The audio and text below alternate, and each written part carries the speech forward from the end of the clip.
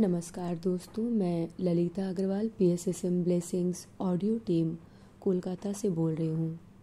पिछले ऑडियो में हमने जाना कि टॉरकॉम जी एक मठ के कुलपति के बारे में बता रहे हैं कि वह उनके और उनके परिवार के बहुत करीब थे।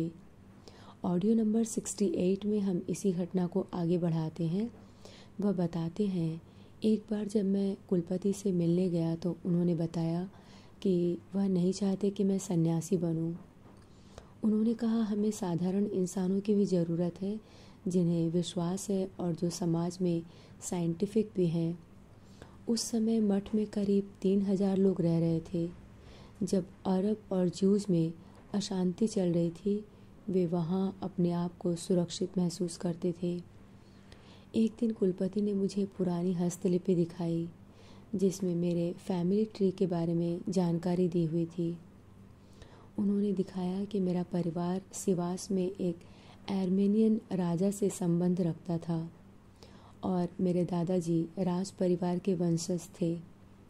इस कहानी से मैं जरा भी प्रभावित नहीं हुआ क्योंकि मैं इसके बारे में पहले ही अपने पिता से सुन चुका था।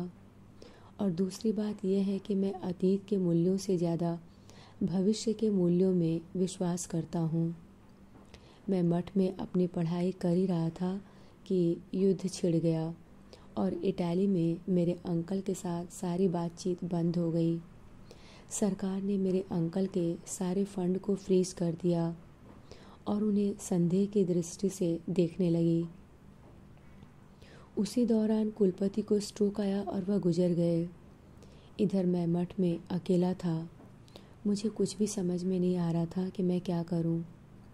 इसी समय जो लोग मुझसे ईर्ष्या करते थे उन्हें अवसर मिल गया कि वे मुझे परेशान कर सकें। मैं समझ नहीं पाया कि वे मुझसे ईर्ष्या क्यों रखते हैं। येगिशे डर्डरियन, जो सेंट जेम्स मोनास्ट्री के पहले डीन और बाद में कुलपति बने, मुझे बचाया और प्रायः अपने ऑफिस के कामों में हेल्प करने के लिए मुझे अपने ऑफिस में बुलाया करते थे। वे पहले व्यक्ति थे जिन्होंने उपनिषदों और वेदों के प्रति मेरा ध्यान आकर्षित किया। मोनास्ट्री में मैं सप्ताह में करीब 3 या 4 किताबें पढ़ लिया करता था। स्कूल का होमवर्क मेरे लिए बहुत इजी था और मेरे ग्रेड्स भी बहुत ऊंचे होते थे।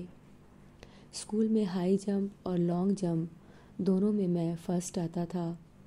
100 मीटर की दौड़ में भी मैं फ़र्स्ट आता था। 1938 में जेरूसलम में मैं 6 मीटर 10 सेंटीमीटर के जंप के साथ लॉन्ग जंप में चैम्पियन था और 100 मीटर की दौड़ में भी। 1939 के अंत में नए कुलपति मुझसे एक पेपर पर साइन करवाना चाहते थे जिसमें था कि मैं प्रीस्ट बनना चाहता हूँ। मैंने अपने परिवार को पत्र लिखा और उनकी राय मांगी। मेरी माँ ने उत्तर दिया कि वह नहीं चाहती कि मैं सन्यासी बनूं। उन्होंने कहा कि अमेरिकन चर्च में प्रीस्ट शादी नहीं करते और चूंकि मैं मेरे परिवार में अकेला मर्द था, वह चाहती थी कि मैं शादी करूं और अपने परिवार को आगे बढ़ाऊं। उन्होंने यह भी कहा कि इस मॉडर्न वर्ल्ड में वह ब्रह्मचर्य का अनुमोदन नहीं करती। इसलिए मैंने नए कुलपति को बताया कि जब मैं मोनास्ट्री में आया था मेरे प्लान्स कुछ और थे और अब चूँकि प्लान बदल चुके हैं, मैं यहाँ से जाना चाहता हूँ। हमारे स्कूल के सुपरिंटेंडेंट येगिशी डर्डेरियन मेरे डिसीजन से सहमत हो गए। यही सुझाव दिया गया कि मैं मोनास्ट्री छोड़ दूँ। मेरी जेब में एक पैसा भी नहीं था। मैं अरबिक भाषा नहीं जानता था। मेरे पास रहने की भी कोई जगह नहीं थी। येगिशी डर्डेरियन ने कुलपति से बात करके टेम्पोररी तौर पर आर्मेनियन सिमेट्री की एक बिल्डिंग में मेरी रहने की व्यवस्था करवाई। वहाँ पर कुछ लोग सिमेट्री की देखरेख किया करते थे, साथ में बागवानी और सफाई का काम भी करते थे। मुझे एक छोटा सा कमरा और दिन का कुछ खाना दिया गया था जब तक कि मैं खुद की कुछ व्यवस्था न कर लूँ। सिमेट्री बिल्डिंग में 15 दिन रहने के बाद एक रात मुझे बहुत शॉकिंग एक्सपीरियंस हुआ। मैं अपनी प्रार्थना के बाद बिस्तर पर चला गया था। मैं अपने भविष्य के बारे में सोच रहा था कि एक लंबे व्यक्ति ने आहिस्ता से मेरे कमरे में प्रवेश किया, जलती हुई मोमबत्ती को बुझा दिया और मेरे बिस्तर की तरफ दौड़ा। मुझे डर नहीं लगा। मैंने इंतज़ार किया यह देखने का कि वह क्या करने जा रहा है। अचानक मैंने ध्यान दिया कि वह इंसान नहीं था। उसकी आंखें आग के गोलों की तरह थी। उसके हाथ की उंगलियों के नाखून बहुत लंबे थे। उसने मेरा गला पकड़ लिया और मेरा दम घोंटने की कोशिश करने लगा। मैं कुछ मिनट तक उसे हटाने के लिए संघर्ष करता रहा। अचानक मुझे याद आया, मैं उसके साथ क्राइस्ट के नाम के साथ लड़ सकता हूँ। मैंने तुरंत कहा, फादर, सन और होली स्पिरिट के नाम में मैं तुम्हें गायब होने की आज्ञा देता हूँ। लेकिन वह नहीं गया। मैंने शक्ति से भरे शब्दों को फिर दोहराया और क्रॉस का चिन्ह भी बनाया। वह बहुत क्रोधित हो गया और उसने मुझे छोड़ दिया। धीरे धीरे वह दरवाजे के बाहर जाने लगा। मैं ज़ोर से चिल्लाया, अब चूँकि मैं होली स्पिरिट के नाम पर तुम पर विजय प्राप्त कर सकता हूँ, मैं चाहता हूँ कि मुझसे लड़ने के लिए तुम अपने मुखिया को लेकर आओ। लेकिन सुबह होने तक मैं सो न सका। दूसरे दिन सुबह मैं उस जगह से निकल जाना चाहता था।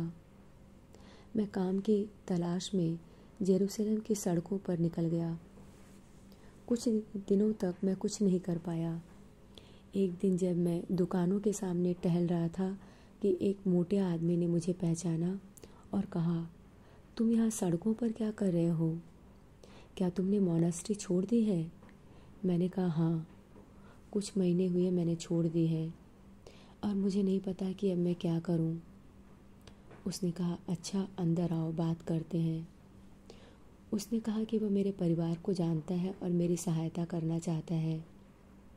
उसने मुझे अपनी दुकान पर काम करने का ऑफ़र दिया। वह एक घड़ी साज था। उसकी दुकान बहुत छोटी थी, सिर्फ 15 फीट बाई 15 फीट की। हर जगह घड़ियाँ और छोटी दीवार घड़ियाँ रखी हुई थी। उसने कहा, यह तुम्हारे लिए बहुत अच्छा और साफ़ सुथरा काम है। अगर तुम्हें अच्छा लगे तो मैं तुम्हें सिखाने में तुम्हारी मदद कर सकता हूँ। भविष्य में तुम अपनी खुद की दुकान खोल सकते हो और अपना स्वयं का व्यापार शुरू कर सकते हो।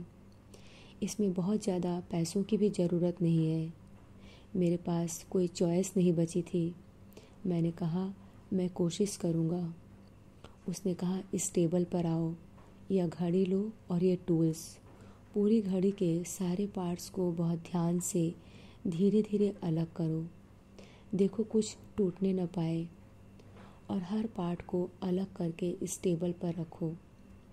आज के लिए इतना ही। अगले ऑडियो में हम इसी घटना को आगे बढ़ाएंगे। तब तक के लिए धन्यवाद दोस्तों। आप सभी का बहुत बहुत आभार। आपका दिन शुभ हो।